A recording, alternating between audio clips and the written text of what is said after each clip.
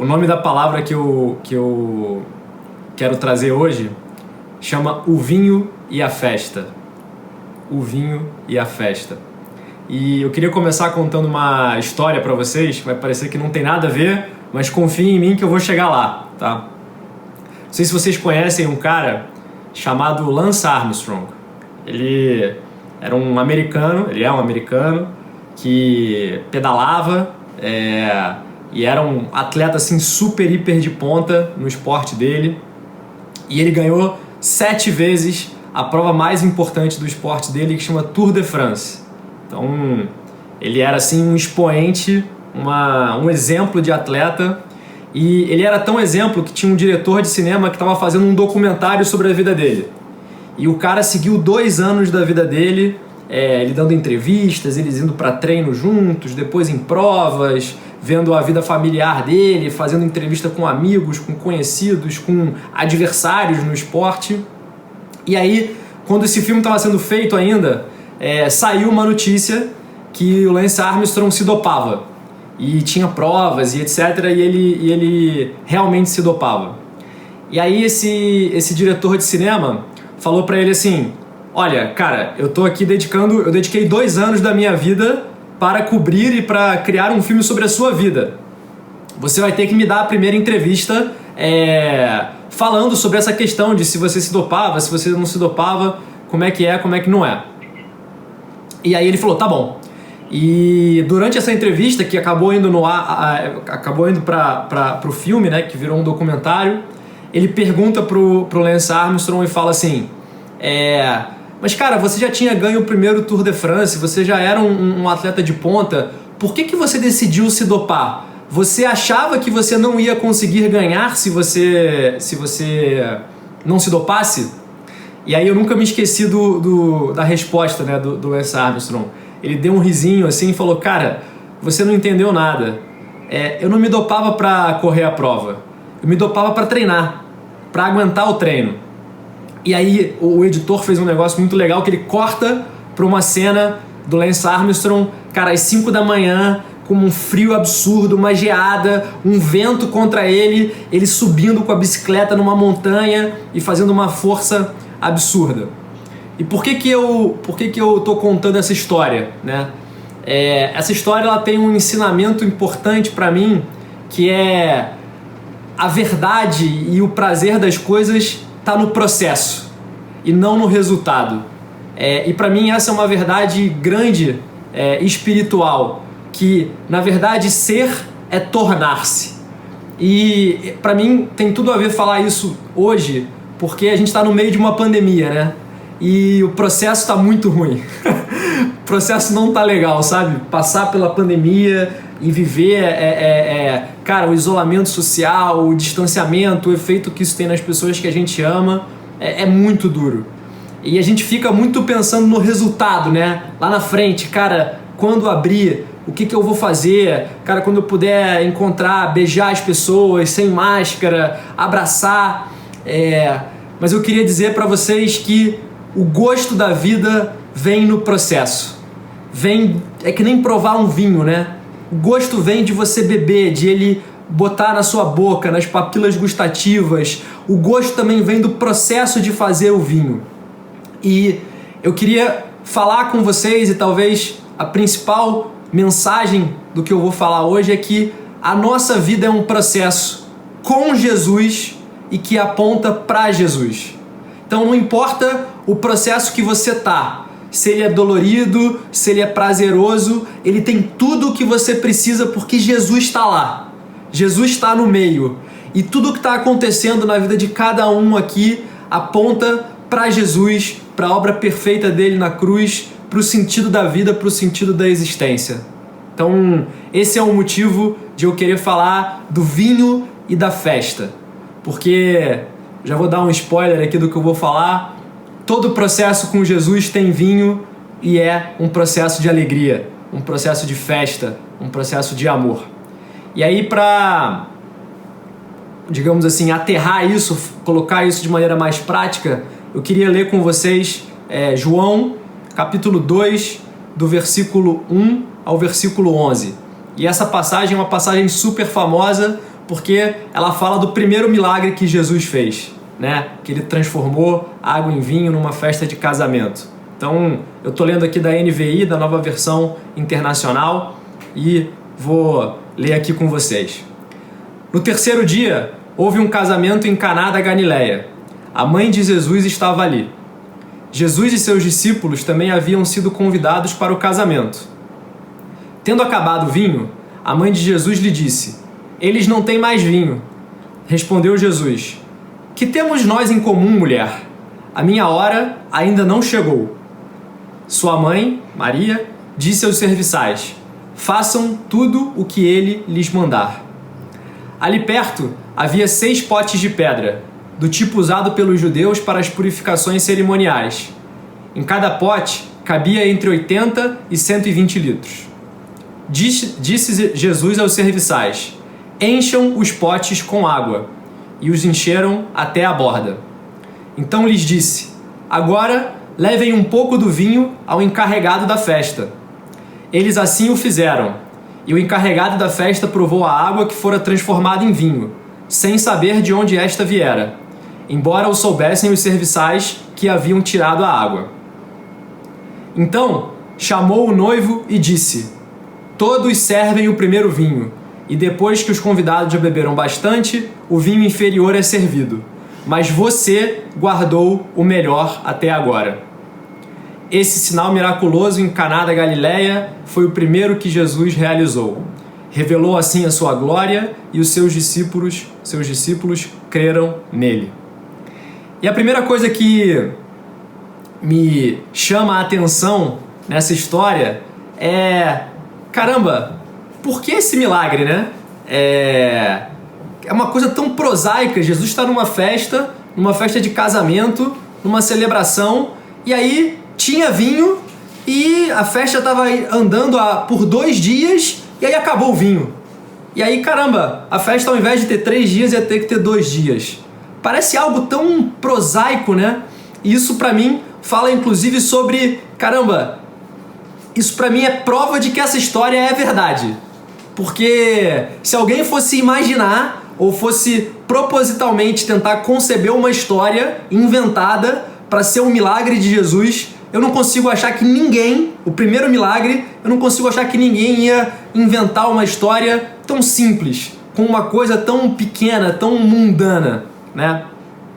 E aliás, isso já tem em si uma mensagem, que é o seguinte: quando você tá junto do Pai, nenhum problema é pequeno demais para o carinho de Deus na sua vida.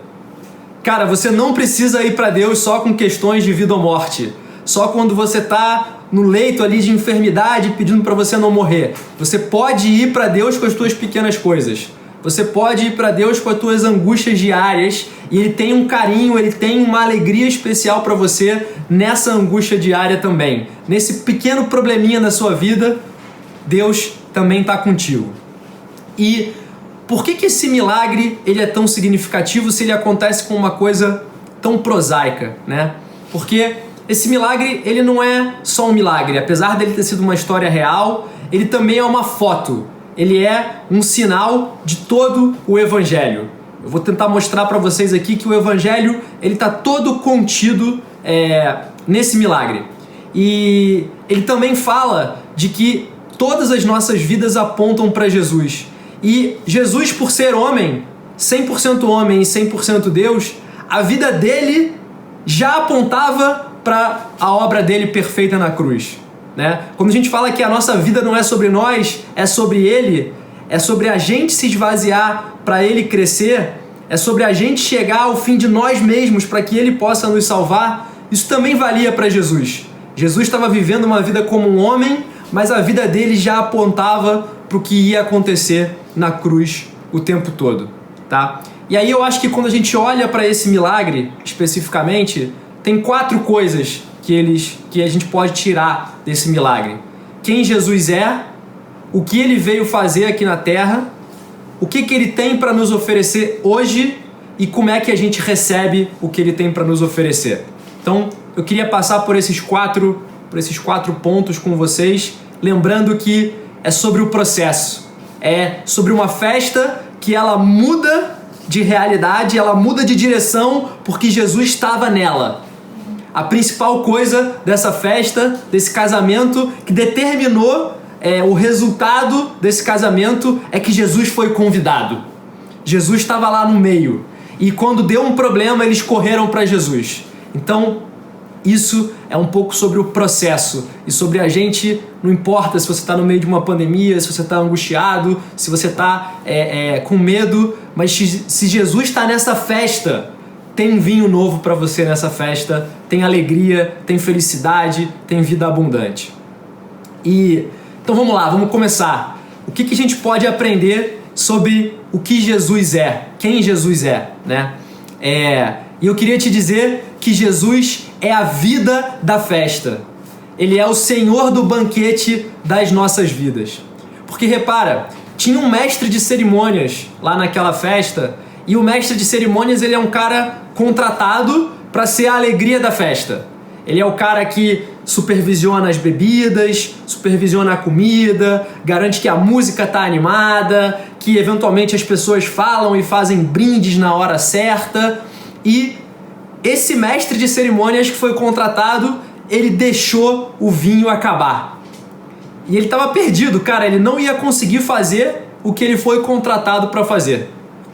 E Jesus vai lá e fala, olha, transforma essa água aqui em vinho e efetivamente salva a vida da festa. Então, essa primeira mensagem que eu queria passar para você.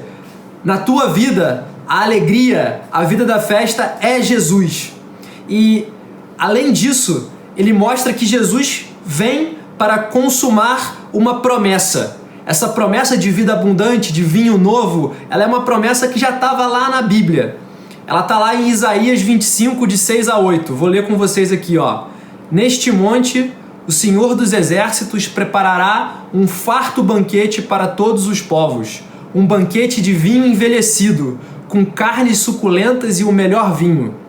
Neste monte, ele destruirá o véu que envolve todos os povos, a cortina que cobre todas as nações. Destruirá a morte para sempre.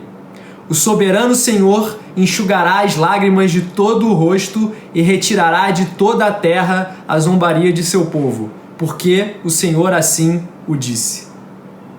E Jesus está dizendo que ele veio para fazer o mundo festejar com vinho, e o melhor vinho, e que ele é provisão divina para a vida de cada um de nós, e que essa provisão ela é perfeita, ela é suficiente, e ela vai resolver não só o meu problema hoje, o seu problema, mas todo o problema da humanidade, todo o pecado que surgiu da relação de Adão com Deus, lá no Jardim do Éden, Jesus veio resolver. Jesus veio fazer a justiça perfeita, encontrar o amor perfeito com a obra dele na cruz. Então, isso é o que a gente aprende sobre quem ele é a partir desse milagre. A segunda coisa que a gente consegue ver é o que ele veio fazer. E aí, para mim, o versículo 4 é a chave para entender o que ele veio fazer. Porque, olha que coisa louca. Vamos lembrar lá. Acaba o vinho, e aí Maria, mãe de Jesus, vem para ele e coloca uma coisa simples. Jesus, eles não têm mais vinho. Ela vai e pede ajuda. Simples, né? Totalmente legítimo o pedido dela. E aí Jesus responde, uma coisa completamente aleatória. Olha o que ele fala. Respondeu Jesus, versículo 4. Que temos nós em comum, mulher? A minha hora ainda não chegou. Bom, primeiro eu queria destacar assim que só mesmo Jesus para virar para a mãe dele e chamá-la de mulher. Né? Imagina você discutindo com a sua mãe fala, acabou o vinho, e você fala assim, como assim, mulher? Era para você ser jogado pela janela, né? Então, mas tirando essa parte, ele responde uma coisa que parece que não tem conexão com o que ela está falando. Ela falou, acabou o vinho, e ele fala, como assim, mulher? O que eu tenho a ver com você? A minha hora ainda não chegou. Caraca, que coisa louca, né? Porque ele está respondendo um negócio totalmente sem sentido. E eu sempre li isso como se Jesus não tivesse com vontade de fazer o milagre. Como se ele tivesse assim, ah, meu Deus do céu, eu tô aqui quietinho, pô, ninguém sabia que eu era Jesus, agora você está pedindo para eu me revelar, eu vou ter que fazer um milagre. Mas não pode ser isso, porque depois ele vai e ele faz o milagre. E assim, entende? A gente não está lidando com um ser humano qualquer. Não é que Maria foi lá e falou assim, Jesus, acabou o vinho. E aí ele falou assim, tá bom, mãe, beleza, eu vou lá transformar água em vinho. Ai, que saco. Não. Ele não está respondendo isso porque ele está frustrado com o pedido que a mãe dele falou. Ele respondeu, mulher, o que eu tenho a ver com você? A minha hora ainda não chegou, porque ele está pensando em outra coisa. Ele não está pensando na mesma coisa que ela. Ela estava pensando no vinho da festa, mas ele estava com a cabeça em outro lugar. E eu afirmo para vocês que ele estava pensando em duas coisas. Primeiro, ele estava pensando no casamento dele. E olha que interessante, né? Quando eu ia em casamentos, antes de eu ser casado, e talvez isso também seja ainda mais profundo e mais verdadeiro para as mulheres que sonham com isso, né? Você vai no casamento e é quase que automático ali quando você está no meio da celebração, você pensar na sua vida, né? Caramba, será que eu vou me casar um dia? Com quem? Em que circunstância? Como é que será que vai ser o meu casamento? Eu vou estar feliz? Eu vou estar com medo? Cara, como é que vai ser isso? Será que isso vai acontecer para mim? E Jesus estava pensando exatamente isso. Só que ele não estava pensando nesse casamento humano, né? Nesse casamento da carne. Ele estava pensando no casamento dele com a igreja. Porque a Bíblia fala repetidamente que Deus quer se relacionar conosco como um noivo se relaciona com uma noiva. É esse grau de intimidade, é esse grau de doação que Deus quer ter com cada um de nós. E se você vai lá no Apocalipse, é isso que significa o fim da história. É a consumação suprema. É o casamento de Deus com o homem. É a restauração de uma relação perfeita, sem impedimento, sem pecado, sem nenhum preço adicional a ser pago, porque todo o preço já foi pago. E, além disso, a segunda coisa que ele estava pensando era no custo e no preço que iam ter que ser pagos para trazer vinho para a festa de casamento dele. Ele estava pensando na cruz. Toda hora que Jesus fala, em especial no Evangelho de João, que ele fala sobre a hora dele, e ele repete essa expressão várias vezes, ele está falando da hora dele morrer na cruz. Então quando ele fala, a minha hora não chegou, ele está dizendo para ela assim, olha, ainda não é hora de eu morrer na cruz. Mas ele lembrou disso quando ela falou que o vinho tinha acabado. E para mim é lindo porque ele aponta para jarras que tinham que ser enchidas de água e que ele ia transformar a água em vinho. E o versículo fala que eram jarras utilizadas para a limpeza cerimonial dos judeus. E isso aponta para nossa impureza, né? A impureza da nossa carne. E no Antigo Testamento tem uma coisa que é muito interessante, que lá em Moisés, nas 7 pragas do Egito, Deus transforma a água em sangue como uma maldição, como uma praga que vai ser recaída sobre aquele povo e mais especificamente sobre o faraó.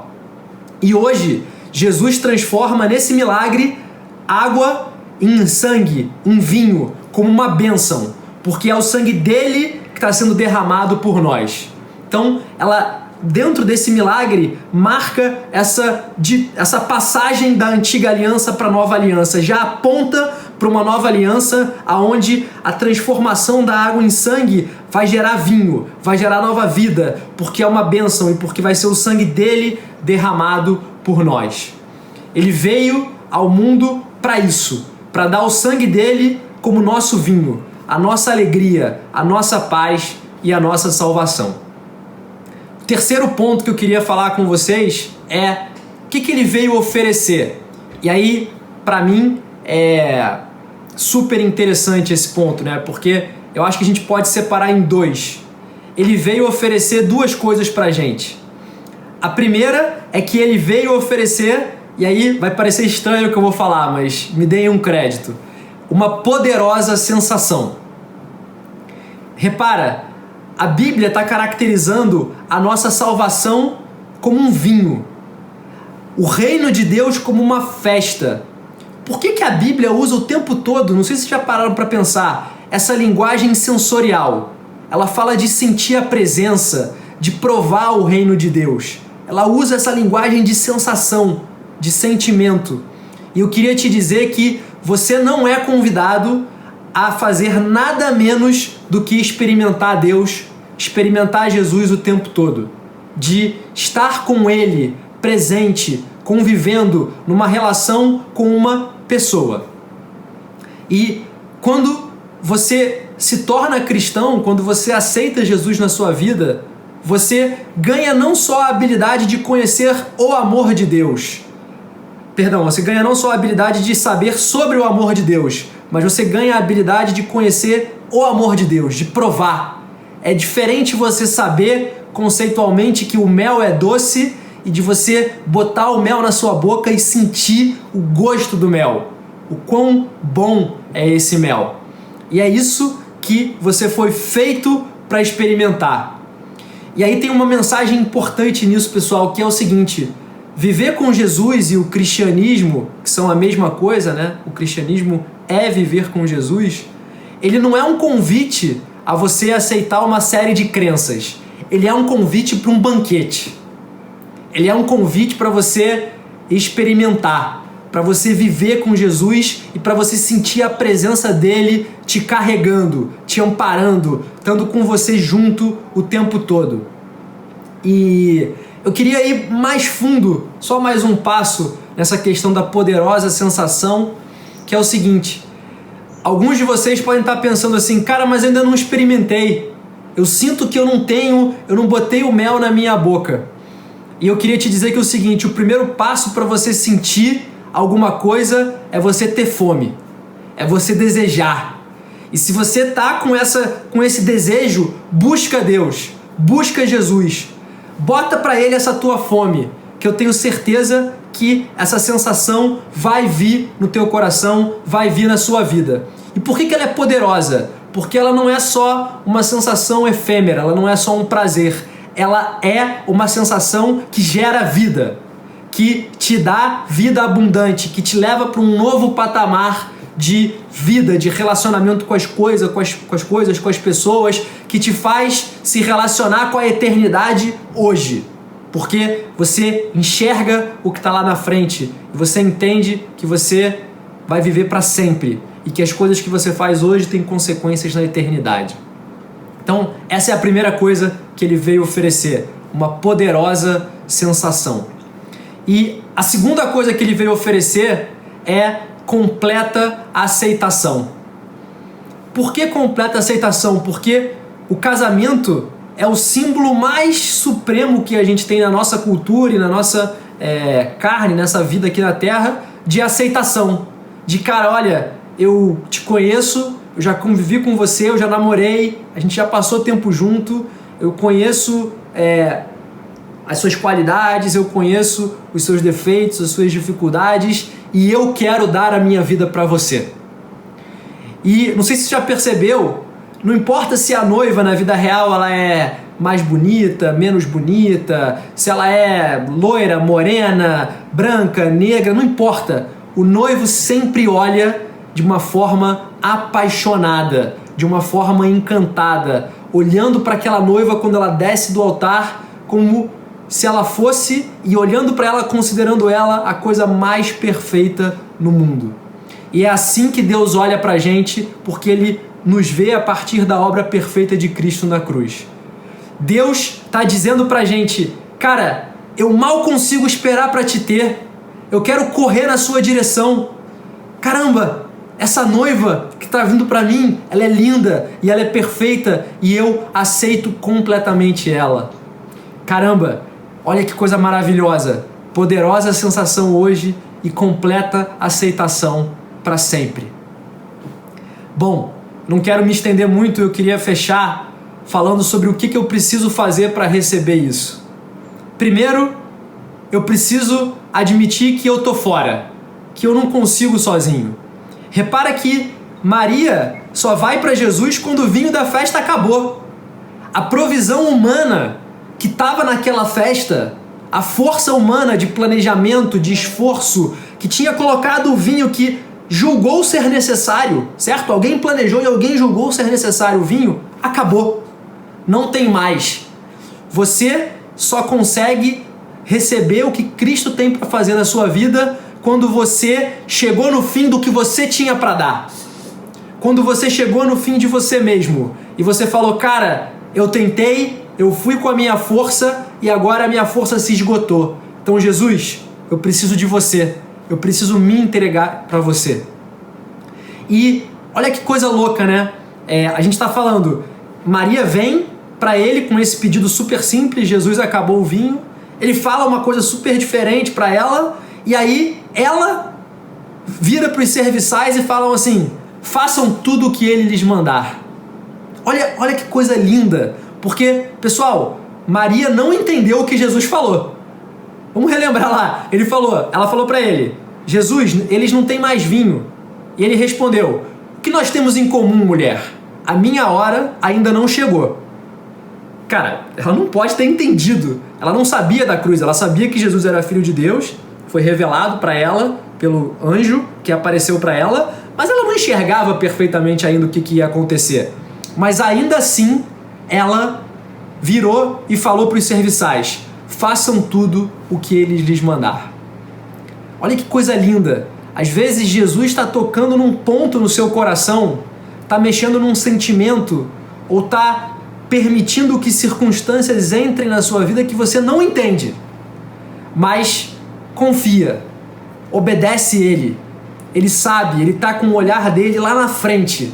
Ele sabe como é que ele vai usar isso para o teu bem. E aí, olha que coisa interessante. O encarregado vai lá, enche os potes de água e o encarregado chama o noivo e fala assim, todos servem primeiro o melhor vinho e depois que os convidados já beberam bastante, o vinho inferior é servido. Mas você guardou o melhor até agora. Você, noivo, guardou o melhor até agora. Então, essa coisa é linda, porque uma vez que a gente admite que a gente não consegue sozinho, e Jesus entra na nossa vida e derrama vinho novo na nossa vida, a gente, que somos noivos dele, a igreja partilha da glória dele. A igreja recebe crédito pelo que ele fez. E eu queria te dizer que, pela obra perfeita de Jesus, Deus vai olhar para você e vai enxergar a glória dele. Então, pessoal, vamos orar para a gente poder acabar. Pai, obrigado, Pai, pela tua perfeita obra na cruz. Obrigado, Senhor Jesus, porque através da tua obra a gente pode receber vida, Pai, vida abundante, vinho novo. Obrigado, Senhor Jesus, porque você está no processo conosco. Não importa se a gente compreende o que está acontecendo, não importa o que a gente está sentindo, a gente não é chamado para viver pelos nossos sentimentos, Pai, mas pela tua verdade. E eu te agradeço porque a tua verdade é uma verdade de amor, de paz, e que o teu reino, Pai, vai durar para sempre. Em nome de Jesus, amém.